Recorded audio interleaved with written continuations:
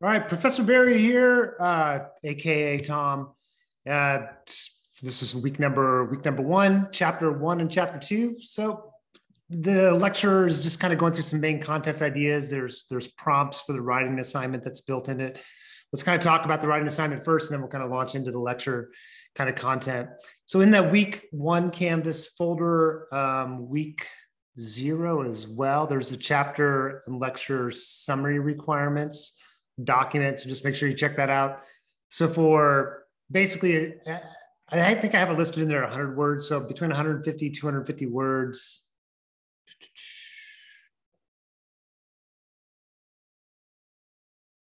There we go.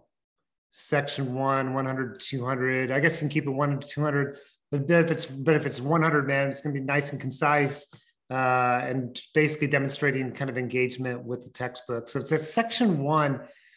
There's two concepts from the chapter, two concepts, theories, ideas, points, things of information, define it, explain it, discuss it, just kind of like engage in it, right? Just kind of, just kind of reflect on that particular concept or idea that you found informative, valuable, interesting, whatever it may be.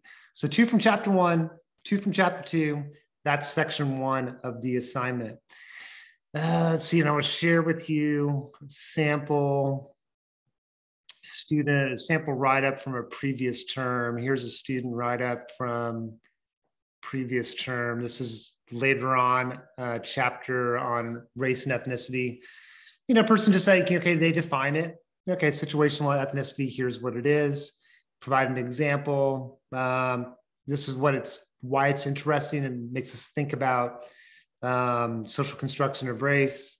The example given in the textbook reflecting on information specific to the textbook.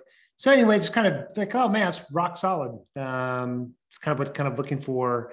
Definition of the term cultural appropriation, just defining it, thinking about it, kind of like processing it, just different examples, illustrations. Just kind of an engagement with the topic area. So it's not rocket science in that regard. Just kind of define, explain, why is it interesting? Why is it valuable? Two things from chapter one, two things from chapter two. All right, that's section one. Now we can go into section two, which is stuff that's covered over the lecture video. So there'll be prompts. What I'll do is I'll kind of walk through a theme, and then after the theme, provide some prompts, and I can kind of talk about them. So this is all going to be in one document, section one, section two, and submit that document by Wednesday night, the night before our class meeting. All right. And if you have any questions, you can let me know. Oh, and also I should mention to you that the late policy, I mentioned this before, just a reminder, it's all about collaboration, working together. So if something comes up during the term where you're like, man, this ain't going to happen this week. I got personal life issues, work stuff, something's going on, preventing you getting to the assignment. Drop me an email before the due date time to ensure you don't have a delay penalty. And just let me know when when you'll have it completed. What I don't want to see is things stockpile. So if something happens one week, unable to get to it, cool, man, get to it next week. But don't make that a trend. Avoid making that a trend. It's like happens once, happens twice. That's all right. If it becomes a pattern, it becomes more of a problem. So anyway, but that's the same about class attendance too. I keep track. There are points associated with classroom engagement and attendance. Something happens along the way, you're unable to be in class, let me know, and we can make an alternative arrangement here and there, like Zoom meet or stop by my office during office hours or something like that. Okay, so let's talk about theme number one, social sciences and what they are all about. Whoa, here we go. I'll kind of go here. Actually, let me see if I can. Let's see if I can go this way.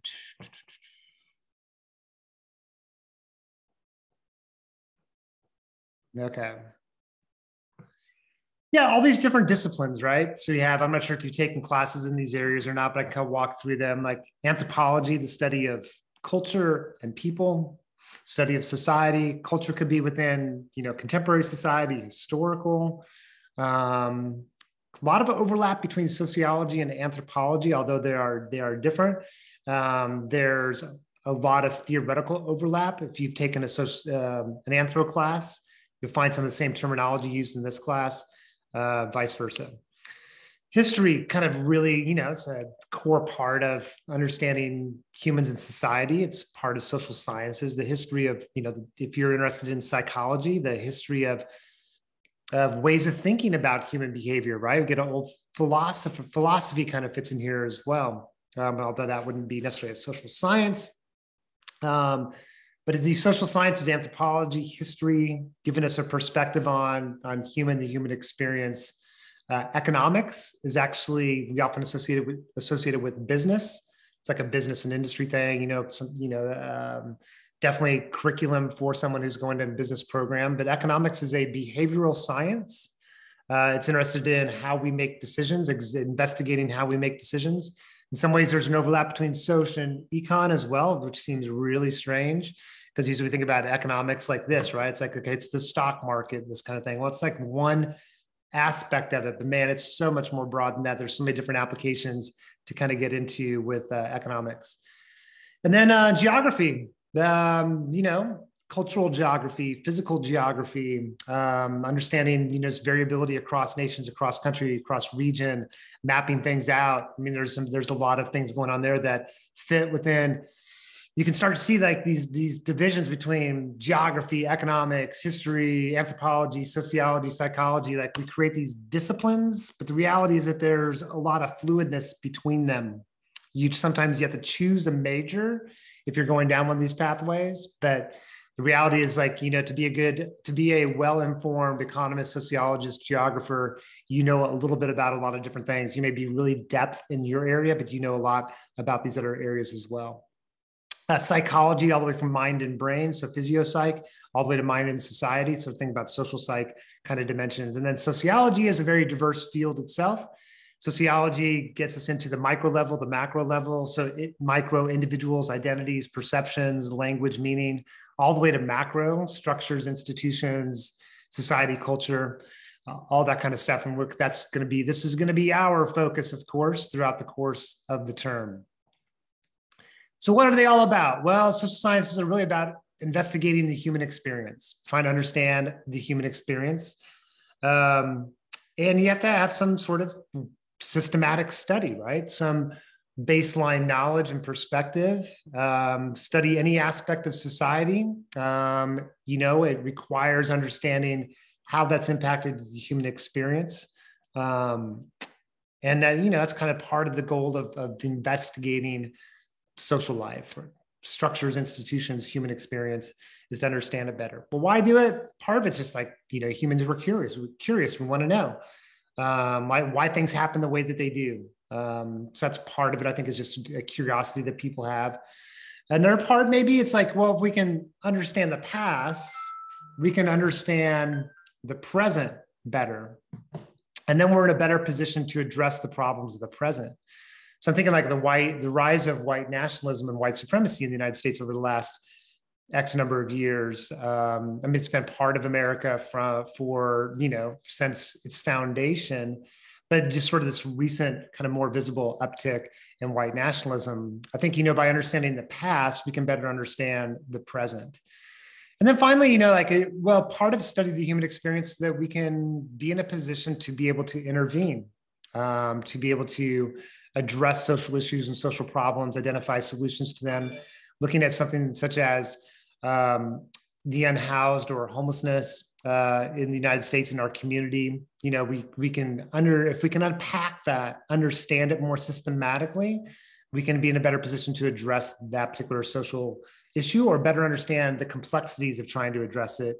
And it's, that's a tough nut to crack, but that's kind of like part of the goal of social sciences, is to provide some more analytical framework and more knowledge versus personal belief and conviction kind of response to something like homelessness.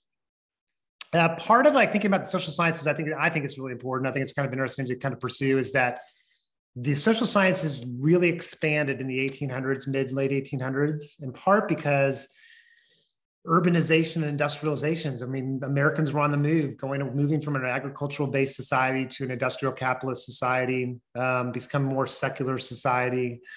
a lot of things going on, and sociology in particular it traces its roots back a long way, but we kind of one watershed period is like the 1800s, mid 1800s, where sociology is now being involved in trying to systematically understand society in order to intervene to create a more stable, secure, better society itself.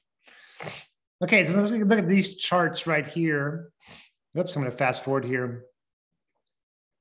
So think about these expected years of schooling, 1990 versus 2017. The darker the blue, the more years of schooling. We can look at rates of schooling around the world. And this is like so much fun stuff to like look at, right? You can look at overall between that time period of 37 years around the world has experienced increased expectations regarding schooling. Well, why is that, right? Like what's going on? What are the impacts of that? Who's growing faster? Why? What are the consequences to those communities and societies? Do people have access to education? Does everybody have access to that education? Looking at within one country and look what happens over a period of time gets us into like this is a broad United States, but even if we broke it down state by state, region by region, area by area, and look at sort of what, that's shifting to these new areas, new years of schooling. Part of it, it's like new technologies, employment sectors are built upon higher levels of education, which makes me wonder in some ways, if more education is required, what happens in societies where not everybody has access to the education required for certain sectors of employment. This becomes a conundrum, a challenge, a difficulty, a problem in a lot of contemporary societies.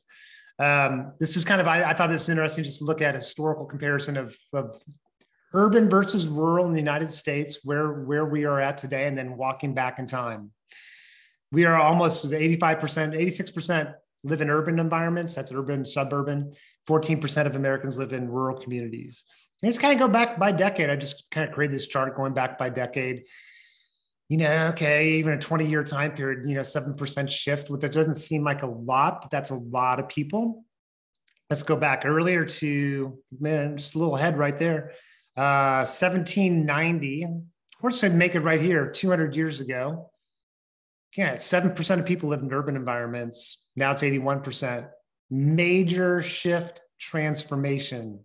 The ways that families are organized, communities are organized, types of employment, what's the role of government in these different places. I mean, this is why I think like the rise of social sciences is trying to understand all these broader kind of social changes. And then a little bit closer to home, before the Lewis and Clark expedition, before the movement west, indigenous population estimated in Oregon country was around 50,000 Native Americans. 1903, the population of Bend was 203. 1950, 22,000 people. The major mill in Bend, there's still mills operating after 1950, but one major one ends operation. 1960, you have like Sun River starts to form. Camp Abbott was there before, still there, I think, in presence. COCC opens up campus 1960s. 1980, 50,000 people. And we are now, fast forward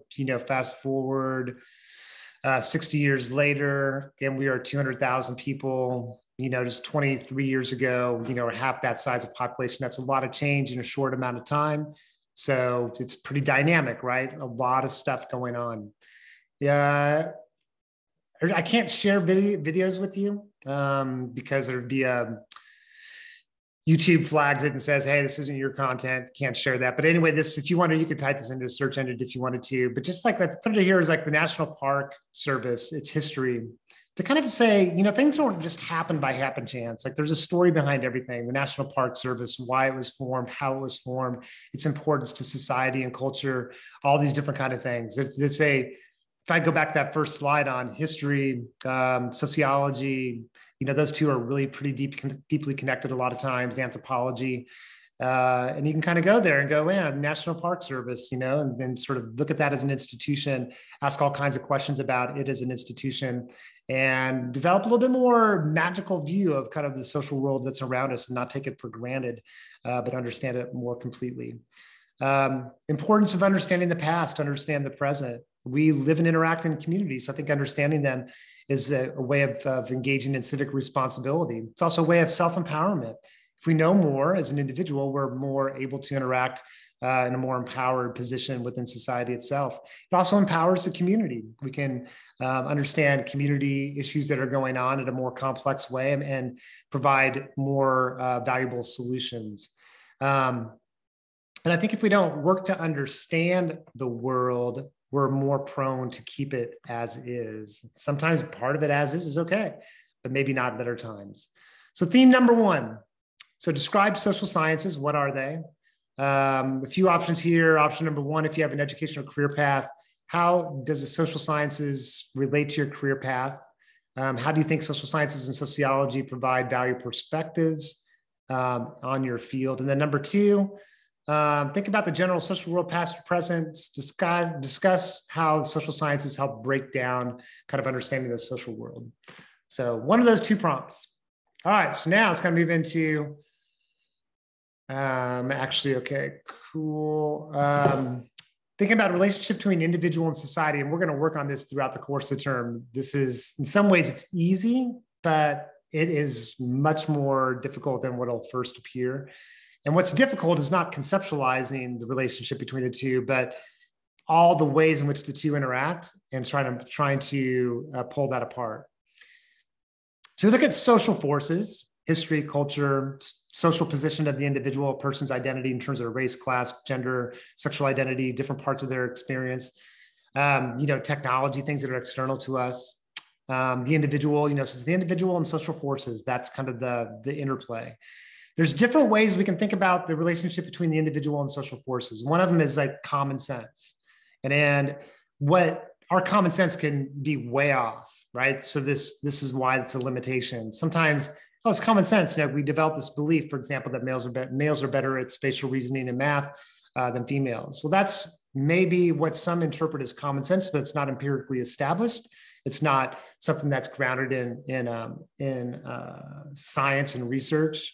So common sense, if people would work harder, they would make it further. Well, that's common sense, but it may not be a complete and accurate. It may be very inaccurate in very particular ways. It may be partly true, but there's a lot of limitations to it too. So anyway, common sense has limitations. Rational critical thinking is one approach of thinking about the relationship. Just critically thinking about it. Well, how is it that an individual ends up unemployed? What are the factors that are involved with that?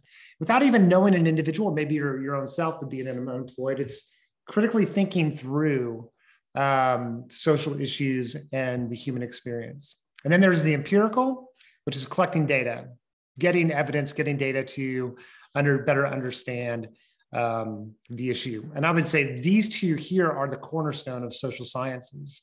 Sociology, for me, it's both. This one is an incredibly important one for thinking about human behavior, is critical thinking skills. So here's like a common sense. We're too soft on criminals. That's why we have crime problems. Just like kids, if you don't give them the consequences, they'll do bad things.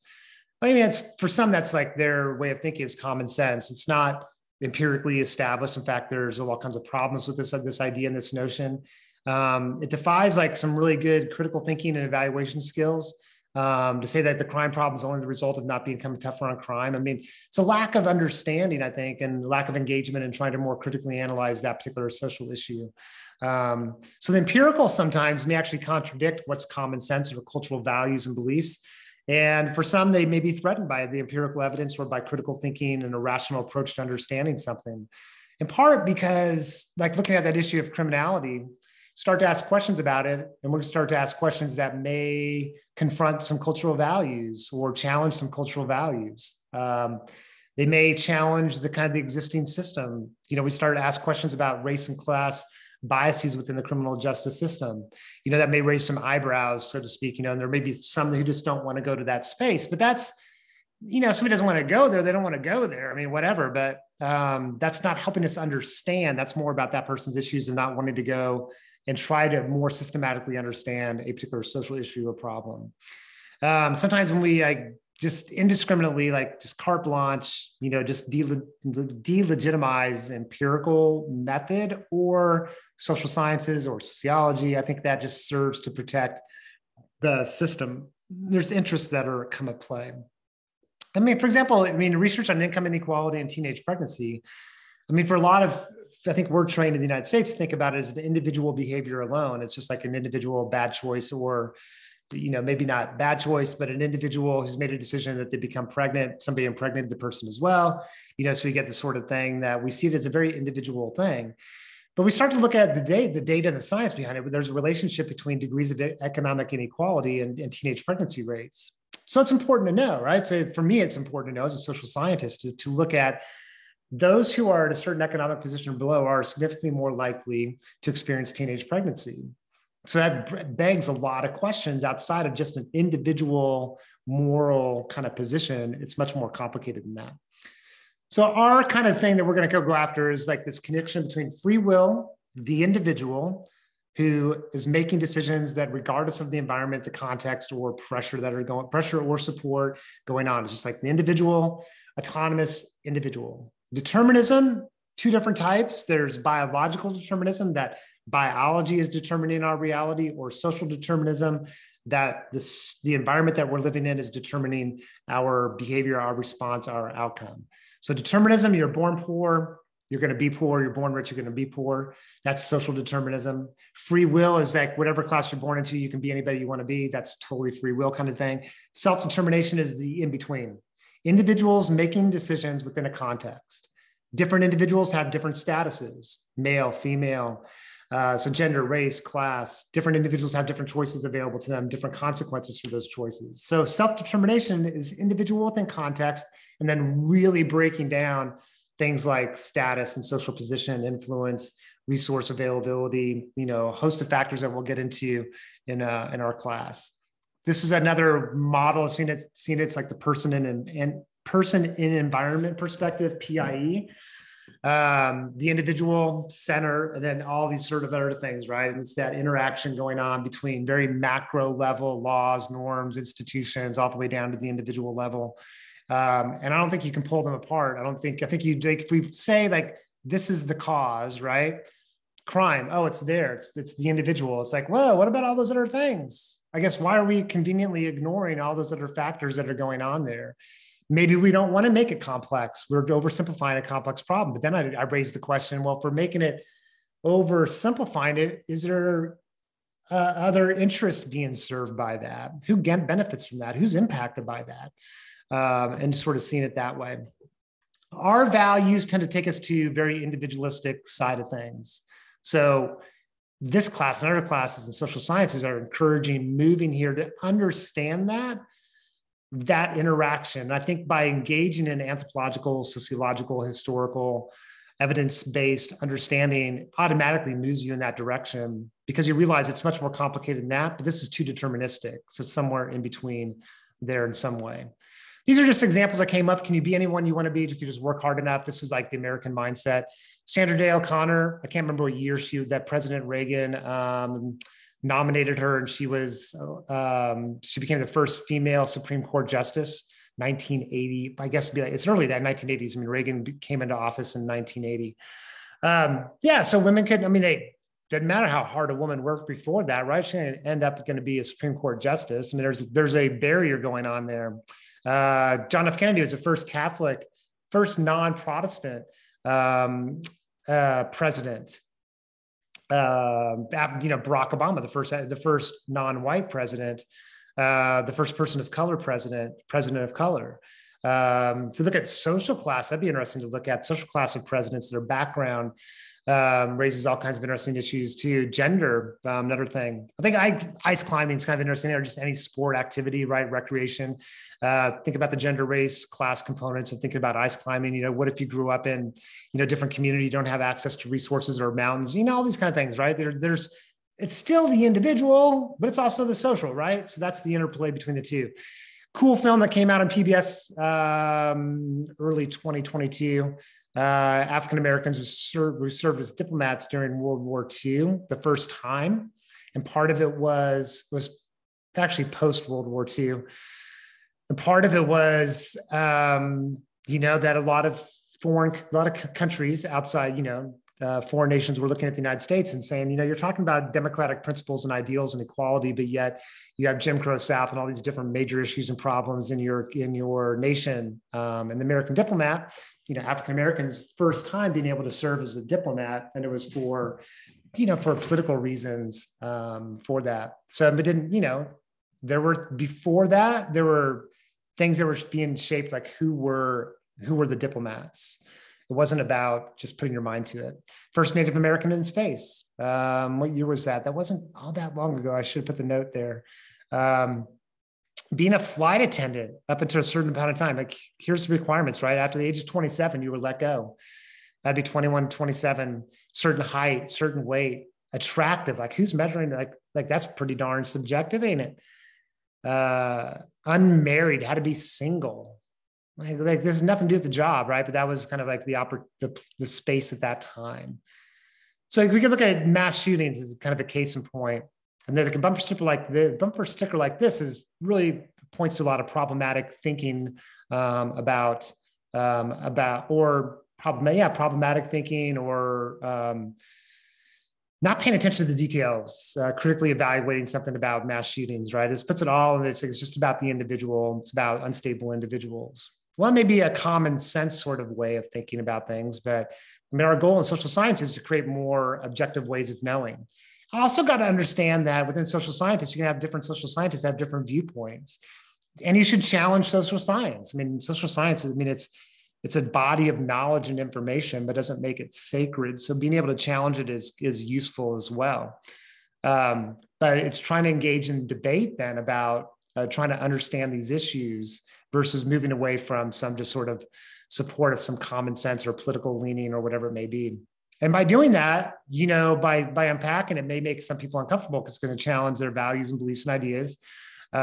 People may try to discredit a different viewpoint because it doesn't serve their interest or their perspective, and all these kind of things, right? And I think sometimes academics get labeled as liberal and right, like whatever that means for people. Sometimes I think it's motivated by political things, trying to demote it, devalue, politicize something that's pretty apolitical.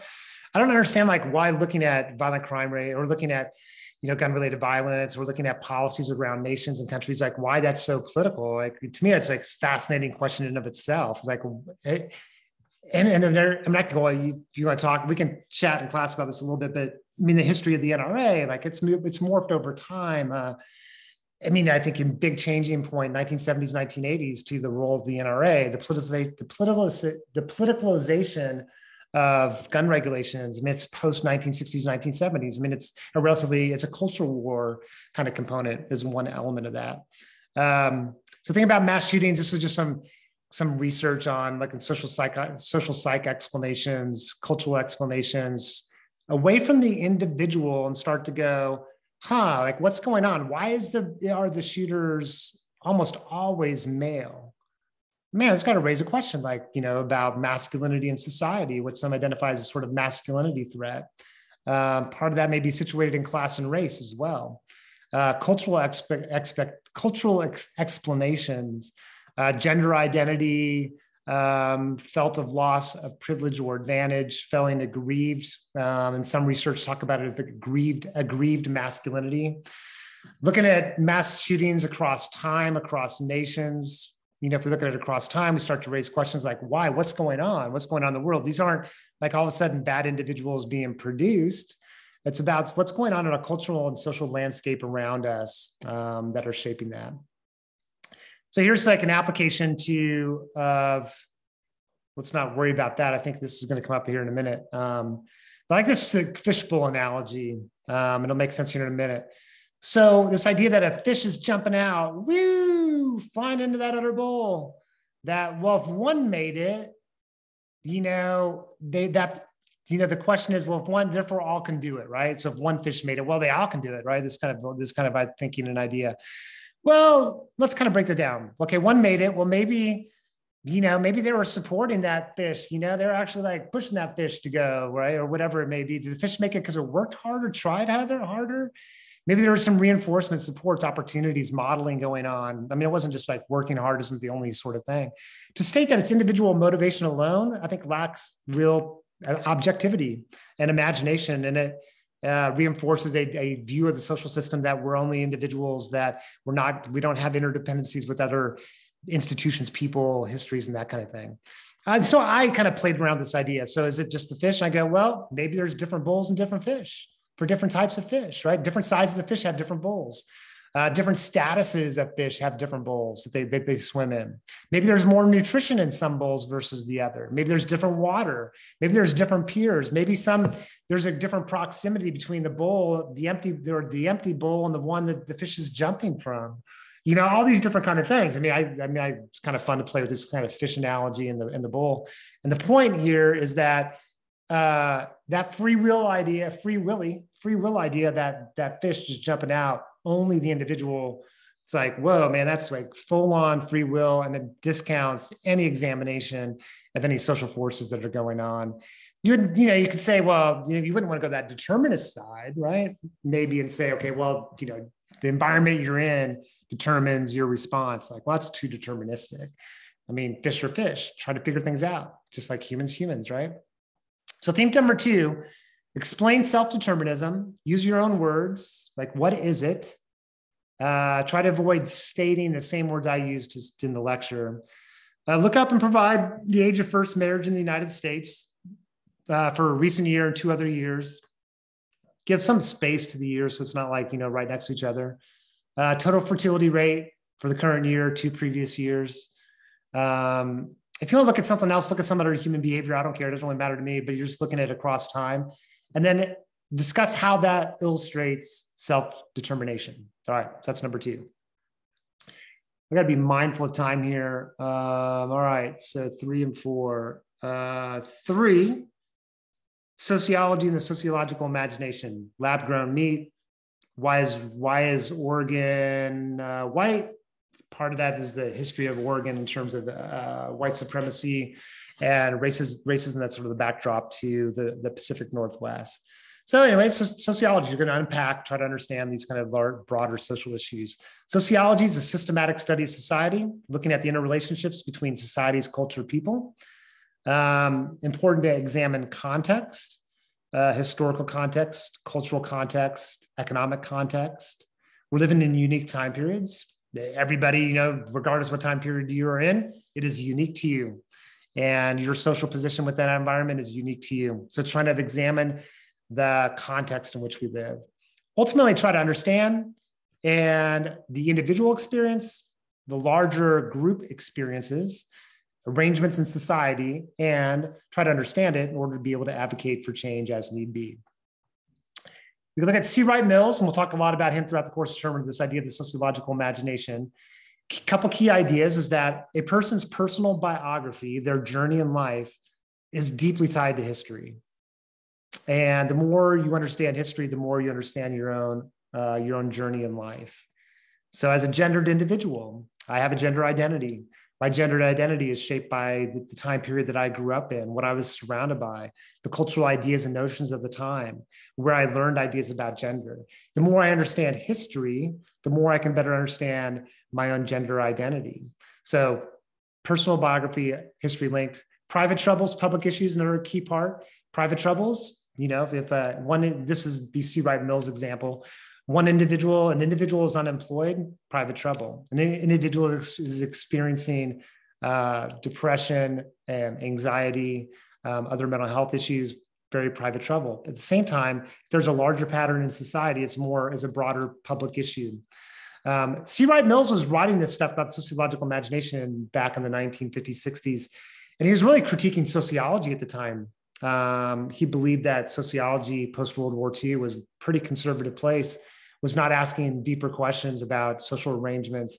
And he was advocating that the discipline of sociology kind of wake up a little bit and engage in the broader social world and start thinking in more complex ways about systems and problems. And this is maybe more particular to the United States than in European countries. Anyway, so I like this quote. you can't understand the individual or society without understanding both. We move our attention to the structural conditions and realities and their influence on human behavior.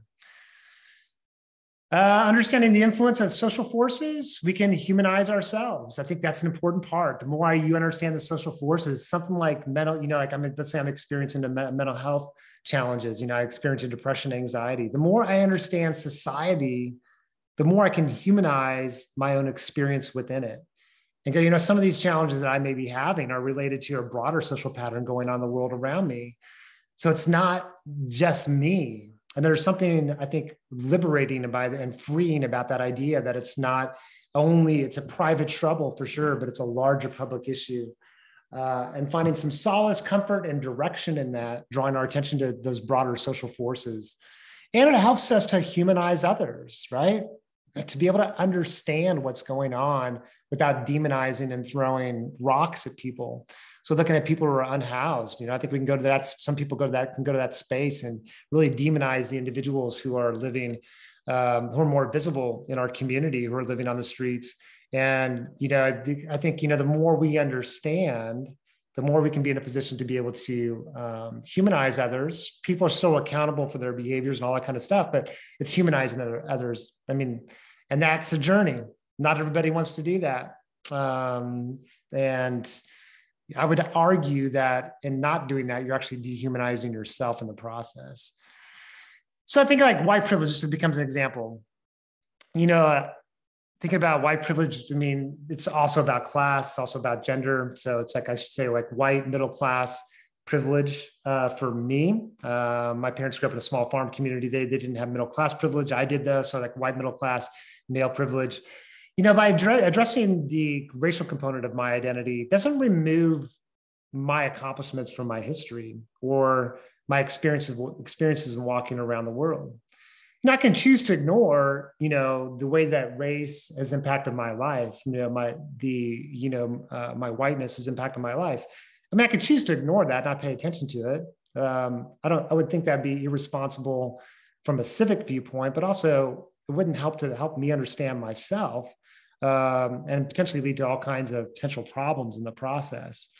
But by understanding the ways in which white privileges happened for me and benefited me, it helps put me in a context, help me understand how skin color provides different experiences, maybe not only for me, but for other people in the world.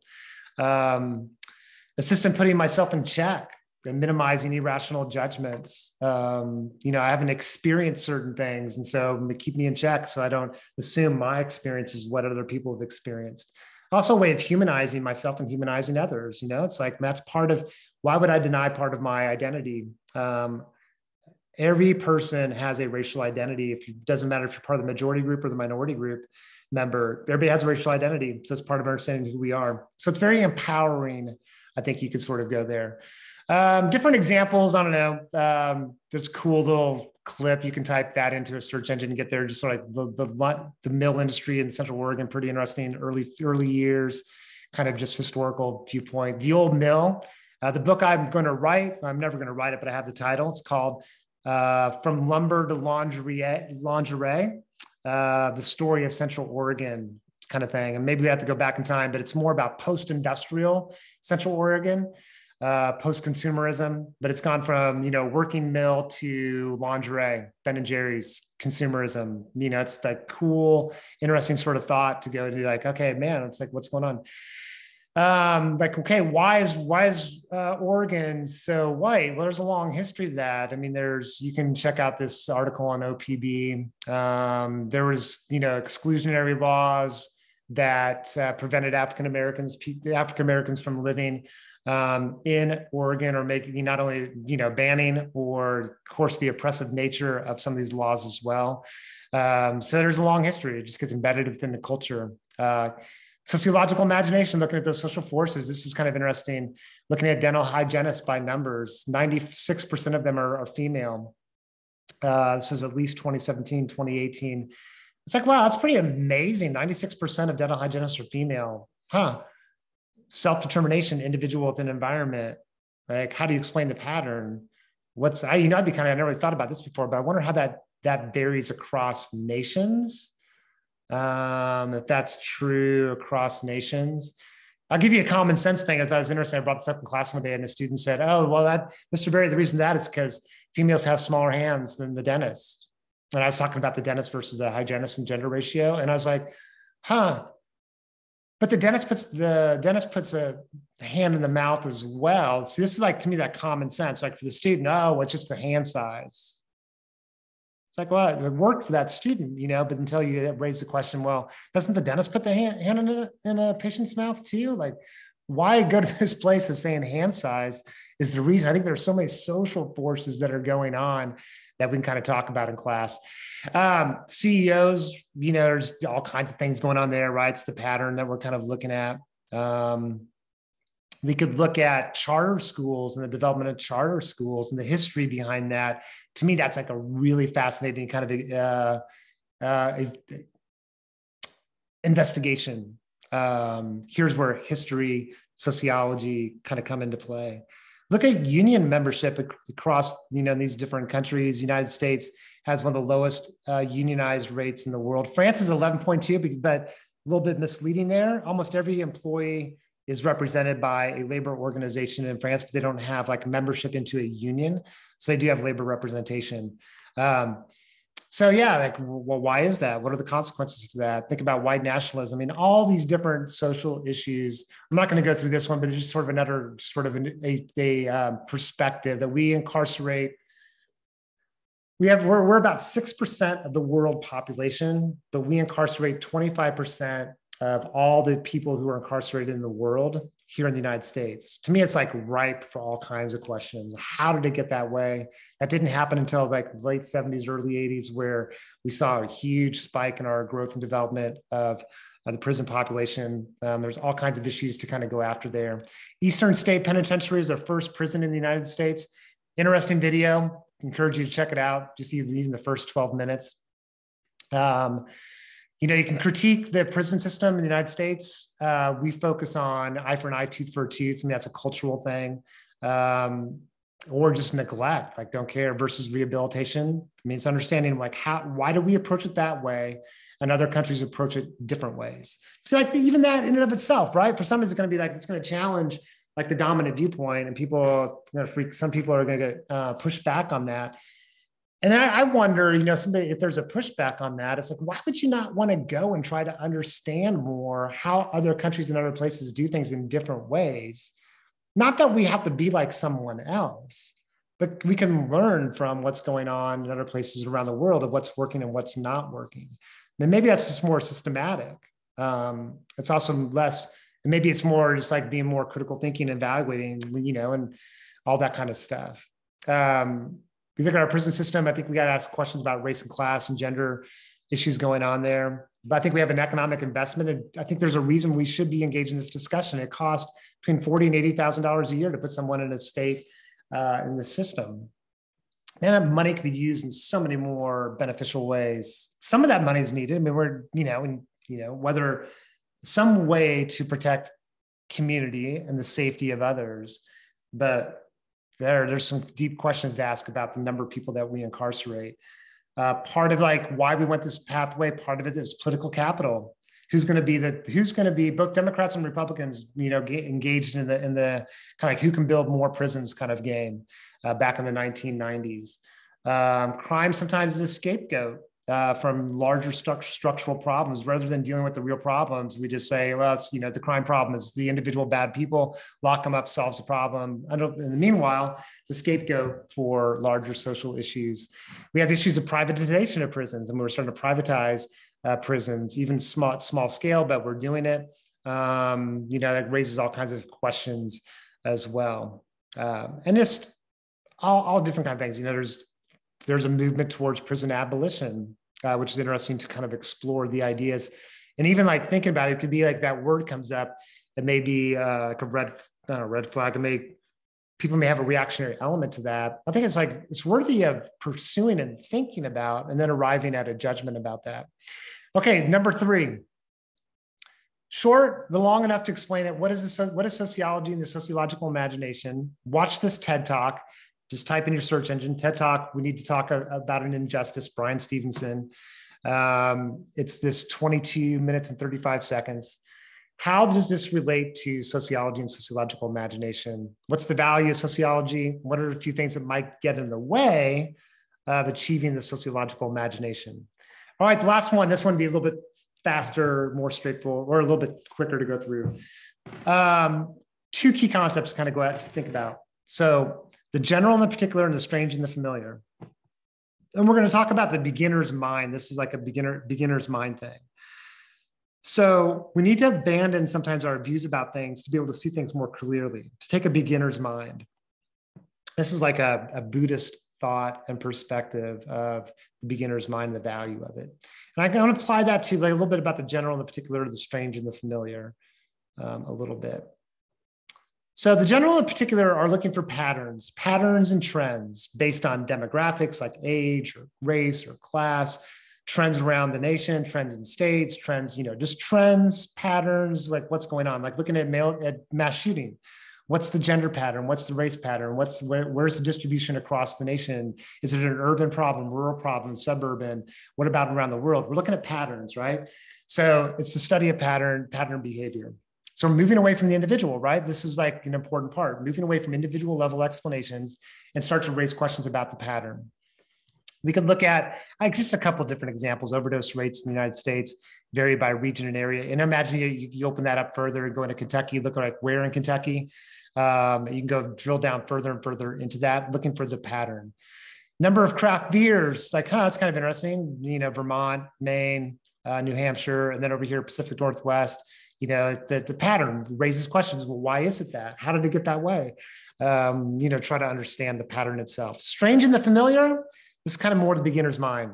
So approaching things with fresh eyes, trying to remove our cultural filters, our social filters, and be able to see things in a fresh perspective. Take the familiar, the everyday, the common everyday stuff, and then ask questions about it. Like start to go, why is that? Man, where did that come from? Be like a little kid, the annoying 7-year-old kid who's asking all these questions and driving their parents crazy. It's asking questions about it. And sometimes when we have historical perspective, we can look back and go, oh, like that was pretty crazy. What were they doing back then, right? But the time period, people are immersed in it, the cultural soup of the time. They don't even think about the strangeness of it. Sometimes there's a benefit of thinking about the strangeness of it because then we become more aware and more empowered. This is 1950s, 60s.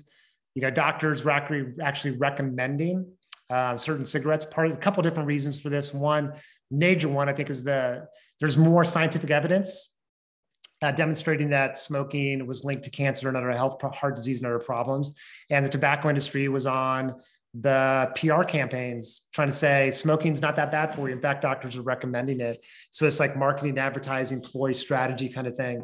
At the time period, people didn't think, oh, wow, doctors recommend Camels. Cool, I'm going to start smoking Camels maybe, or I'm going to change my brand. Now we just go, man, that's pretty crazy thinking, right? Let me go back to that empirical evidence real quick. So remember I said before, sometimes empirical evidence challenges tradition, history, power. So what happened, man? Evidence is coming out about smoking. What does the tobacco industry do? They create this film called The Merchants of Doubt, captures this they draw upon a little bit about the tobacco industry, but they are basically R.J. Reynolds and other tobacco companies were working with PR companies, and PR companies said, look, you just need to create doubt in the American people. The science is coming out, kind of pointing a finger at your industry. All you got to do is create doubt in the science, right? This is what happens with climate change stuff oftentimes too. It's like, people, it's some of that, it's important to critique science, but there's this sort of political kind of maneuvering going on of critiquing science because there's an agenda in part to that's being achieved. This is 1970s, blow in her face and she'll follow you anywhere. It's like during that time period, probably a lot of people didn't think about that. And it's like, whoa, man, what's going on with that, the notions about smoking, the gender dimensions of that. This is a campaign, Camels, where actually a lawsuit filed against R.J. Reynolds that using a cartoon character, Joe Camel, to basically market and advertise towards kids. You secure a kid market, you become future consumers. This is like an interesting one to me. I don't know, this was 10 years ago, like these kids were wearing, kids and adults, but I love boobies. as a way of drawing attention to breast cancer awareness. Like, well, we don't, I love balls for testicle cancer. There are those that are out there. What's it like for to me, like my kids were in middle school and to see like their peers or people wearing, like, I love boobies, and they're in middle school, like they don't care about breast cancer research. I can tell you like what's going on. It's depersonalizing women's body. It's all kinds of like weird things, right? The strange and the familiar. It's like part of our culture, but to kind of ask questions about it. I was in Costco one day, and this was the milk, and I'm like, man, like branding or advertising is interesting. This idea of the natural, organic. The cows, you don't even see a cow, and there's like these couple little chickens here. I can guarantee that cow that produced that milk, that farm didn't look like that, but it's like, we like, whoa, it's like, I don't know. We see it. We don't, it just becomes a part of our visual landscape. We don't even think about it. The Olympics, Summer Olympics of 2022, female volleyball players, it's really interesting to try to even kind of think about that. What they wear, what the men wear, and just kind of like the gendered aspects of that, but also women making the choice, like how we kind of unpack that and kind of process that. And then this was in San Francisco a few years ago. You see these common in urban settings. They're to prohibit people from staying in by occupying public space in particular ways. You may see those, run into them, don't even think anything of it. Okay, so theme number 4. Straightforward, easy peasy. Define, explain, general, and particular, provide an example. Any old thing will do. It doesn't really matter to me. Just define, explain it, provide an example. Same for strange and the familiar. All right, finally. So if you are interested in sociology or this area of social science, different career opportunities, like all these different kind of things, could be a criminologist, which is different than working as a law enforcement officer. It's working as a criminologist, understanding patterns of crime, criminal behavior, these kind of things. So here's the different applications of the sociology major. But I do like to point out, and then here you go into like mental health counseling services, working in the public in that regard. I have a MSW as well. I started off with communication studies, and then I went into an MSW, and then eventually pursued my PhD in sociology. So I have a kind of an interesting educational pathway. But I like to point out for students who are interested in the social world and this kind of stuff, there's a master's degree programs as well. I put a PhD one here, but there's masters as well. It's a great area, public policy, working on policy, trying to improve the lives of communities and people by working on policy level stuff, state level, local, regional, national level. And there are degree programs specifically designed for that. It's a job opportunity. It's an occupational trajectory, get you plugged in. I mean, so it's a education to career thing. If you're interested in talking about that, let me know. I want to let every student know what those career options are. If this is something that interests you, let me know, engage with me, and we can kind of chat about it. All right, be safe, be well. See you in class.